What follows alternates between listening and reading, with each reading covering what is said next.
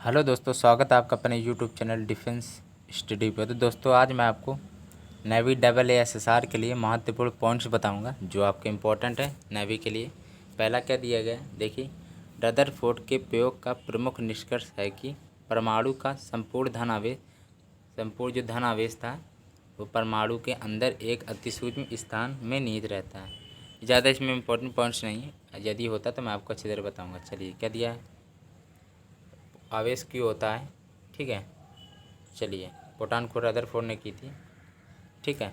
Electron की J Thomson ने की थी और न्यूट्रॉन की खोज जेम्स चैडविक ने की थी। चलिए आगे होगा। दूसरा पॉइंट है कि फ्रैंक हर्ज के प्रयोग से सत्यापित होता है कि परमाणु में पृथक्कृत ऊर्जा होती है। ऐसा क्वेश्चन एक बार आया था, पूछा गया था कि परमाणु में पृथक्कृत ऊर्जा होती है, आया था। किसने सत्यापित किया था, तो आपके फ्रैंक हर्ज ने सत्यापित करा था। ये ऐसे पॉइंट आपका आया था। ऐसे क्वेश्चन आपके घुमा पूछे जाते हैं, ठीक है। यही थ्योरी बेस्ड आपके क्वेश्चन मिलके वन लाइनर क्वेश्चन बनते हैं, ठीक है। इनको अच्छी तरह देख लीजिएगा। तो यहाँ पे तीसरा पॉइंट है, चलिए, मोस्ट इम्पॉर्टेंट है यहाँ बामर वाला, ठीक है। बामर दृश्य होता है। चलिए पहले पूरा देख लीजिए क्वेश्चन दिया गया है यहाँ पे। लाइमर, बामर व पाशन श्रेणी वर्गक्रम के क्रमशः कैसे हैं, देखिए किस क्षेत्र में आती हैं। देखिए, जो लाइमन श्रेणी होती है वो आपकी पराबैंगनी में आती है। बामर ज़्यादा आपकी पूछी जाती है, मोस्ट इम्पॉर्टेंट है, ठीक है। मैं बोल भी दे रहा हूँ अभी। तो दृश्य होती है, दृश्य क्षेत्र में आती है। और ये इंफ्रारेड, ठीक है, अवरक्त में आती है। पाषण श्रेणी अवरक्त में आती है। यहाँ से एक पॉइंट बनता है ये कि पराबैंगनी किरणें आपकी कैसी होती हैं। पराबैंगनी किरणें आपकी यूवी रेस होती हैं इंग्लिश में। और ऐसा होता है कि ये हमारे शरीर को हानिकारक करती हैं, त्वचा को हानिकारक पहुंचाती हैं। इनकी किरणें अच्छी नहीं होती हैं, हमारे त्वचा को हानिकारक पहुंचाती हैं। और ऐसा ये होता है कि जो हमारी पृथ्वी है, पृथ्वी पे ओजोन परत होती है, पराबैंगनी किरणों को पृथ्वी पर आने से रोकता है ओजोन परत, इसलिए, ठीक है। ध्यान रखिएगा, जो पराबैंगनी किरणें हमारी पृथ्वी पर नहीं आती हैं, ऐसा क्वेश्चन एक बार आया था कि पराबैंगनी किरणें पृथ्वी से आने पर कौन रोकता है, कौन सी परत रोकती है। तो 4 ऑप्शन में ओजोन परत आपका ऑप्शन होगा, तो आप ओजोन परत यहाँ पे राइट ऑप्शन लगा देंगे, ठीक है। ओजोन परत राइट हो जाएगा। ध्यान रखिएगा, इंपॉर्टेंट पॉइंट है तो मैंने बता दिया। लाइमन, पराबैंगनी, बामर दृश्य और पाषण श्रेणी अवरक्त में। चलिए नेक्स्ट पॉइंट है, क्या दिया गया है, ये देखिए। जितने भी पॉइंट हैं इंपॉर्टेंट पॉइंट हैं, यहाँ पे मैंने स्टार लगाया तभी स्टार लगे हैं, ठीक है। चलिए, क्या दिया गया है, रेडियो धर्मिता, रेडियो एक्टिविटी कहते हैं इंग्लिश में। और यही आपका इंग्लिश में भी, हिंदी में भी लिख के आ जाता है रेडियो एक्टिविटी, ठीक है। आप परेशान ना होइएगा। चलिए, क्या दिया गया है, यहाँ देख सकते हैं।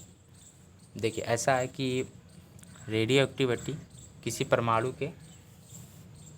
के नाभिक का निरंतर विखंडन है, ठीक है।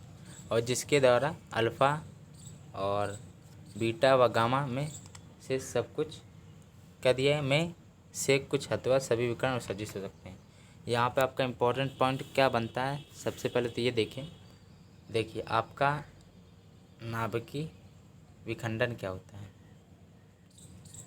यहाँ से भी मैं पॉइंट बना के आपको बता रहा हूँ, सवाल ध्यान से पढ़िएगा। नाभिकीय विखंडन वो आपका, देखिए, हाइड्रोजन बम सिद्धांत पर आधारित है। हाइड्रोजन जो बम होता है वो नाभिकीय विखंडन पे है। और नाभिकीय संलयन है जो, ये आप पढ़ चुके होंगे, फिर भी मैं एक बार बता दे रहा हूँ, आप भूले ना। नाभिकीय संलयन आपको होता है हाइड्रोजन बम, नाभिकीय संलयन हाइड्रोजन बम, ठीक है। चलिए आगे आओगे ना। जो नाभिकीय जो विखंडन होता है वो आपका परमाणु बम में होता है, और नाभिकीय संलयन आपका सिद्धांत कार्य करता है हाइड्रोजन बम के सिद्धांत पर।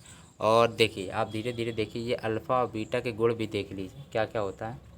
मैं ज़्यादा नहीं बताऊंगा, बहुत सारे होते हैं, 7-8 क्वेश्चन होते हैं। पर इनका देखिए, अल्फ़ा व बीटा और गामा का तीनों गुण एक ऐसा होता है, पूछा गया था एक बार कि अल्फ़ा व बीटा का कौन सा गुण है जो तीनों में समान होता है। तो ऐसा होता है, देखिए, जब वो, देखिए, फोटोग्राफिक प्लेट पर जब प्रभाव पड़ता है अल्फ़ा और बीटा गामा का, तो क्या करती हैं, तीनों काला कर देती हैं, ठीक है। चलिए, और थोड़ा भी देख लीजिए अल्फ़ा बीटा गामा के बारे में, ठीक है। चलिए, अल्फ़ा का प्रकृति कैसी होती है, 2 इलेक्ट्रॉन होती है, वो भी प्लस की। और इसकी कितनी होती है, बीटा की माइनस इलेक्ट्रॉन होती है। और गामा केवल माइनस होती है। चलिए, ठीक है, ये इंपॉर्टेंट पॉइंट थे तो मैंने आपको बता दिए। और ये मोस्ट इम्पॉर्टेंट और एक है कि इसकी भेदन क्षमता पूछी जाती है, तीनों की बता रहा हूँ मैं। अल्फ़ा की भेदन क्षमता कैसी होती है, तो न्यूनतम होती है। चलिए, और बीटा की अल्फ़ा से अधिक होती है, सबसे अधिक की बात है तो आपकी गामा की होती है। ऐसा होता है कि देखिए, ऐसे देख लीजिए, अल्फ़ा बीटा गामा आ गया ना। देखिए, अल्फ़ा से अधिक होती है बीटा की, बीटा से अधिक होती है गामा की, तो बीटा गामा की अल्फ़ा बीटा से अधिक होती है। ऐसे याद रखिए, अल्फ़ा की वेदन क्षमता कम होती है और बीटा की विधन क्षमता अल्फ़ा से अधिक होती है और गामा की सबसे अधिक होती है। चलिए, तो ये इंपॉर्टेंट पॉइंट थे तो मैंने आपको बता दिया, ये कवर हो गया। चलिए नेक्स्ट है, क्या है, प्रकृति में पाए जाने वाले भारी तत्वों द्वारा शक्तिशाली विकिरण के निरंतर उत्सर्जन की प्रक्रिया को प्राकृतिक रेडियोधर्मिता कहा जाता है। इसमें कोई इंपॉर्टेंट पॉइंट नहीं, इसलिए मैं आपको ज़्यादा नहीं बताऊंगा। चलिए, और भारी तत्वों से याद आ गया कि भारी जल क्या होता है, सब आपके मोस्ट इंपॉर्टेंट पॉइंट बताऊंगा मैं। भारी जल क्या होता है आपका, D2O होता है, ठीक है। चलिए चलिए नेक्स्ट है, चलिए क्या दिया है इसमें, प्रकृति में पाए जाने वाले रेडियोधर्मी तत्वों के सापेक्ष बहुत हल्के तत्वों से आधुनिक तकनीक द्वारा कराया गया कृत्रिम विकिरण को कृत्रिम या पेरी रेडियोधर्मी कहते हैं। चलिए, इंपॉर्टेंट पॉइंट होता है तो मैं बताता इसमें। चलिए, क्या दिया गया है, मोस्ट इंपॉर्टेंट पॉइंट है, एक्स किरण अति सूक्ष्म तरंगदैर्ध्य की वैद्युत की चुंबकीय तरंगें होती हैं। ऐसा है कि जो एक्स किरणें होती हैं वो आपकी कैसी तरंगदैर्ध्य होती हैं, तो आपकी वैद्युत चुंबकीय तरंगदैर्ध्य होती है। चलिए, ये आ गया होगा। प्रकाश, और ये एक्स किरणें होती हैं जो ये प्रकाश की चाल से सीधी में रेखा में चलती हैं। ऐसा क्वेश्चन एक बार पूछा गया था कि प्रकाश की चाल से सीधी रेखा में चलती हैं कौन सी किरणें, एक्स किरणें, ठीक है, ऐसा आया था। और मनुष्य की आंखों के लिए यह अदृश्य होती हैं, क्योंकि देखिए, मनुष्य होता है वो इन किरणों को, एक्स किरणों को नहीं देख पाता है, और एक्स किरणें विद्युत चुम्बकीय तरंगदैर्ध्य होती हैं। चलिए, प्रकाश चाल सी से डिनोट करते हैं, सी होता क्या, 3 × 10⁸ मीटर प्रति सेकंड, ठीक है। चलिए, आ गया होगा। और एक इम्पॉर्टेंट पॉइंट है, मैं बता दे रहा हूँ थोड़ा। पृथ्वी पर पलायन वेग कितना होता है, 11.2 किलोमीटर पर सेकंड होता है, किलोमीटर पर सेकंड होता है, ध्यान रखिएगा। चंद्रमा पे कितना होता है, 2.5 किलोमीटर प्रति सेकंड, 2.5 होता है, ध्यान रखिएगा, ठीक है। चलिए, आ गया होगा, ये बता देता हूँ मैं सारे क्वेश्चन आपको जो इम्पॉर्टेंट पॉइंट्स होते हैं। चलिए, अगर आपको प्रैक्टिस सेट भी करना है तो आप एयरफोर्स का, और मैंने नेवी एमआर का मैथ का, एयरफोर्स का फिजिक्स का प्रैक्टिस सेट दिया है, तो आप उसको जाकर कर लीजिएगा। चलिए, इसको पहले कर लीजिए। साधारण प्रकाश की तरह एक्स किरणें व्यतिकरण, विवर्तन तथा ध्रुवीकरण के गुण प्रदर्शित करती है। व्यतिकरण और विवर्तन है, ध्रुवीकरण के गुण प्रदर्शित करती है, साथ में एक्स किरणें भी करती हैं। चलिए, प्रकाश आपके अनुप्रस्थ तरंग दैर्ध्य होती है, पता होगा। विद्युत चुम्बकीय तरंगों के संचरण के लिए किसी द्रव माध्यम की आवश्यकता नहीं होती है। जो विद्युत चुम्बकीय तरंग होती हैं, जब माध्यम में जब तरंगों का संचरण करती हैं तो इनके लिए किसी द्रव माध्यम की आवश्यकता नहीं होती है। चलिए नेक्स्ट, तो ये क्या था, देखिए, ट्रायोड होता है जो, ट्रायोड में प्लेट एवं कैथोड के बीच एक तीसरा इलेक्ट्रोड गिरिड होता है।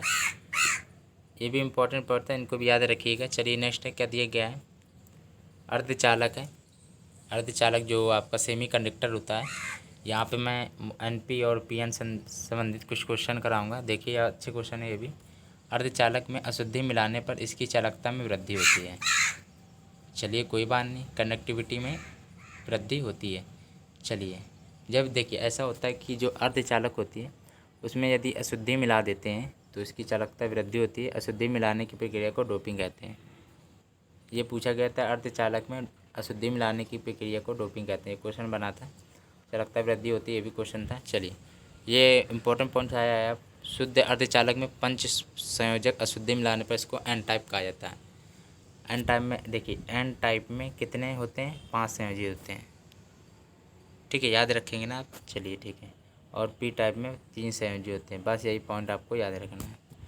पी से देखिए, पी आपका ऐसे बन रहा है तो आप थोड़ा ऐसे बना दीजिए तो 3 दिख रहा होगा आपको, ऐसे थोड़ा याद कर लीजिए, जैसे आपको याद करना अच्छा लगे वैसे याद कर लीजिए। एन में 5 होते हैं और पी में 3 होते हैं, पी ऐसे बन रहा है तो सीधे 3 लगाइए, आ गया होगा। चलिए, ये भी इंपॉर्टेंट पॉइंट है, मोस्ट इंपॉर्टेंट पॉइंट है दोस्तों, ठीक है। चलिए, क्या दिया क्या है, ऐसा है, देखिए, पी एन संधि की रचना अर्धचालक जैसे जर्मेनियम के एक टुकड़े के आधे भाग में पी टाइप पदार्थ अथवा दूसरे आधे भाग में एन टाइप पदार्थ को विकसित करके की जाता है। चलिए, ये इंपॉर्टेंट पॉइंट नहीं था ज़्यादा। चलिए, क्या था? ट्रांजिस्टर की एक अर्धचालक संसाधन है। जब पी टाइप पदार्थ की एक परत को एन टाइप पदार्थों के दो परतों के बीच में दबाया जाता है तो एम्पियन रजिस्टर कहा जाता है। चलिए ठीक है, ये थ्योरी है, कुछ नहीं है। इसी प्रकार एन टाइप पी टाइप, जो एन टाइप पदार्थ की एक परत को पी टाइप के दो परतों के बीच में दबाया जाता है तो पी एन टाइप रजिस्टर कहा जाता है। चलिए ठीक, कोई बात नहीं। क्या दिया गया? ऐसे देखिए, मोर इम्पोर्टेंट पॉइंट है आपका। ऐसे इलेक्ट्रॉनिक प्रपथ जिनमें धारा तथा विभव समय के साथ निरंतर परिवर्तित होते रहते हैं एनालॉजी इलेक्ट्रॉनिक सर्किट कहा जाता है। चलिए ठीक है। ऐसे इलेक्ट्रॉनिक सर्किट जिसमें धारा एवं विभव के केवल दो डिजिटल सर्किट कहलाते हैं। चलिए ठीक है, ये आपके थ्योरी टाइप के थे क्वेश्चन। चलिए हटाइए। तो दोस्तों, यदि आपको मेरा ये वाला वीडियो अच्छा लगा तो प्लीज़ लाइक एंड सब्सक्राइब करना बिल्कुल ना भूलिएगा और मेरे यूट्यूब चैनल डिफेंस स्टडी से बने रहिए।